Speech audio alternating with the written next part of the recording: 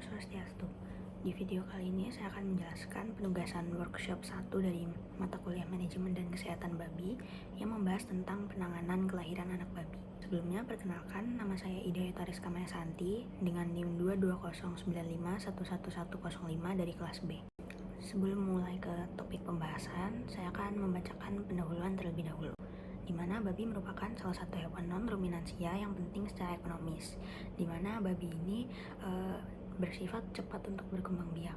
Dalam 1 tahun itu dapat melewati 2-3 kali periode kelahiran, dan dalam satu periode itu akan menghasilkan atau melahirkan 10-14 anak babi. Oleh karena itu, keberhasilan suatu peternakan babi dapat diukur dari sejauh mana optimalisasi penerapan manajemen yang baik meliputi bibit, pakan, kandang, kesehatan, dan reproduksi. Terdapat 7 poin yang saya bahas di dalam topik penanganan kelahiran anak babi. Yang pertama ada induk babi, yang kedua proses kelahiran, yang ketiga setelah melahirkan, yang keempat penanganan anak babi yang baru lahir, yang kelima kebutuhan nutrisi apa saja yang dibutuhkan anak babi, kemudian perlakuan kastrasi atau pengebirian, dan poin ketujuh atau yang terakhir yaitu bagaimana cara perawatan anak babi.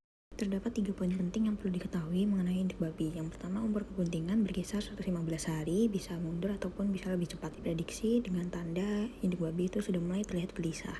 Yang selanjutnya adalah kandang perlu dipersiapkan tergantung dengan induk babi apakah pernah melahirkan sebelumnya atau tidak pernah. Butuh 2-3 hari untuk yang pernah melahirkan sebelumnya, dan untuk yang baru melahirkan itu diperlukan seminggu untuk adaptasi. Untuk proses kelahiran dibagi menjadi 3 stadium. Yang pertama yaitu stadium persiapan, di mana perut sudah terlihat turun ke bawah, dilanjutkan dengan urat daging di sekitar vulva itu sudah mengendor. Terlihat juga vulva sudah membengkak, puting mengeras, dan induk sudah terlihat mengumpulkan sarang. Yang terakhir itu air susu akan keluar kurang lebih 12 jam sebelum induk melahirkan. Tahap kedua yaitu stadium pembukaan, di mana rahim mulai berkontraksi dengan ditandai dengan adanya mengerut. Yang kedua adalah tampak perilaku induk babi yang sering memukul dan menghentakkan ekor serta kaki. Yang ketiga adalah 6 jam sebelum melahirkan atau partus, babi terlihat sering berbaring dan tidak mau makan. Dan yang terakhir itu frekuensi kencing meningkat. Yang terakhir itu stadium pelepasan, di mana biasanya berlangsung 1-12 jam. Di atas itu biasanya indikasi terjadinya kelainan.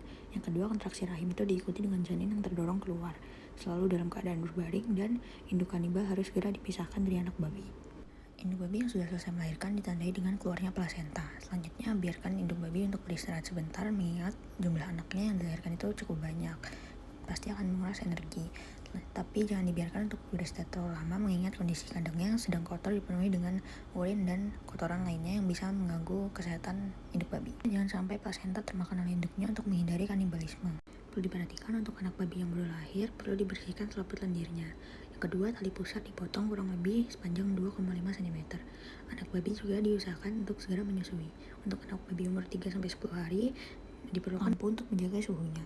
Yang kedua, anak babi umur 3-10 hari itu merupakan masa yang paling kritis karena anak babi itu rentang terinjak atau tertinggi dan bersifat lemah serta belum lincah.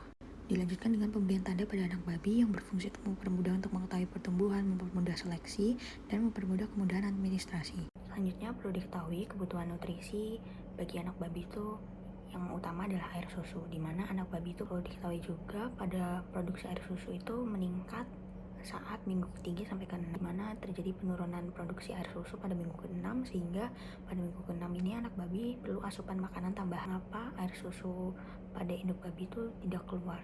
Yang pertama itu suhu lingkungan yang tidak sesuai, yang kedua terjadi diare atau konstipasi pada induk babi, dan yang ketiga itu yang kurangnya diperhatikan bahwa pergantian kandang itu perlu disesuaikan waktunya terhadap induk babi. Apakah induk babi pernah melahirkan sebelumnya atau baru pertama kali melahirkan? Selanjutnya dilakukan kastrasi atau pengebirian yang lebih awal, yaitu pada usia 4-5 minggu untuk mengurangi stres, di mana kastrasi merupakan pemotongan atau penghilangkan testis pada hewan jantan. Manfaat dilakukan kastrasi pada hewan ternak yang dijadikan ternak pedaging ini adalah untuk mendapatkan karkas daging yang berkualitas baik. Tujuan yang lain yaitu agar dagingnya tidak berbau, menghindari penyerahan kualitas jelek melalui calon induk babi yang bagus, dan yang terakhir adalah menjinakkan babi jantan yang mempunyai sifat kanibalis. Perawatan yang pertama yaitu dilakukan perimbangan untuk mengetahui tren perkembangan anak babi. Selanjutnya dilakukan pemotongan gigi Dan selanjutnya dilakukan penambahan zat besi pada induk babi yang diharapkan nantinya zat besi tersebut akan dikonsumsi anak babi melalui air susunya. Selanjutnya diberikan obat cacing karena kalau terinfeksi cacing itu tidak menimbulkan gejala klinis kecuali tanda klinisnya itu berat, tapi berdampak pada penurunan berat badan. Selanjutnya yang utama yaitu dilakukan vaksinasi dan penanganan kesehatan apabila terjadi sakit atau keluhan lainnya.